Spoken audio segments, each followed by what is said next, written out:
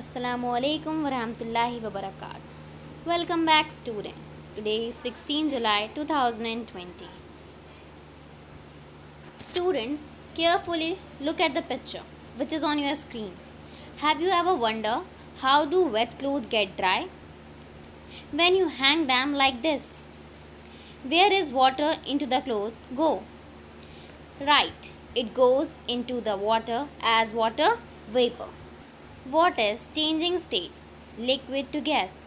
You may already know changing from liquid to gas is known as boiling. So water in this cloth is boiling? Absolutely not. What this process is known as then? This process is known as evaporation. So our topic of today is evaporation. One example of evaporation is drying of clothes. Let us take some example. Now, can you identify in these picture where is evaporation take place? What is evaporation in these picture? Look at the puddles. Water formed on the road after rain disappear after some time. Why? Absolutely right. Because the water evaporates. Liquid water changes into water vapor. Look at the picture of perfume. We know that perfume bottle should be closed tightly because if it is left open for a long time, the perfume will disappear definitely since perfume evaporates quickly.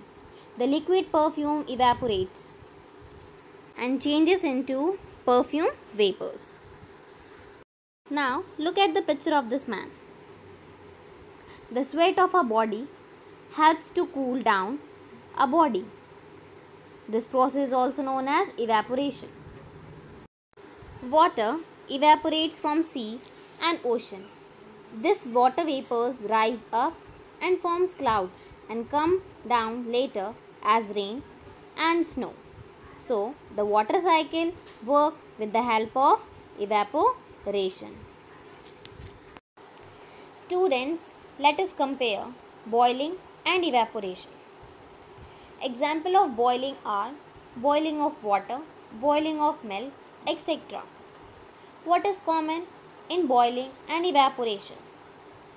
That's right, liquid state changes to vapor state.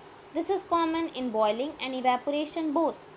Let's talk about difference between boiling and evaporation. Let's see. The first difference is temperature. So, which one do you think need high temperature? That's right, it's boiling. Boiling takes place at or above a fixed temperature known as boiling point. Example, boiling point of water is 100 degrees centigrade, but evaporation can take place at any temperature below the boiling point. So, water in lakes, puddles, cloth, sea can evaporate at any temperature below 100 degrees centigrade. Boiling is a bulk phenomena and evaporation is surface phenomena. In the process of boiling, the entire water is boiled. But in evaporation, only the water molecules which is on the surface changes into vapor state. The next difference is which process is faster. That's correct. Boiling is the rapid process, but evaporation is the slow process. Thanks to Allah. Otherwise, in a hot summer days, all the water from lakes, ponds, rivers and seas evaporates and disappear. My last difference is evaporation causes cooling effect, but boiling does not cause cooling effect. As you have seen before that the sweat of our body helps to cool down our body. I hope the concept of evaporation and boiling is clear to you all. Jazakallahu khairan kaseera.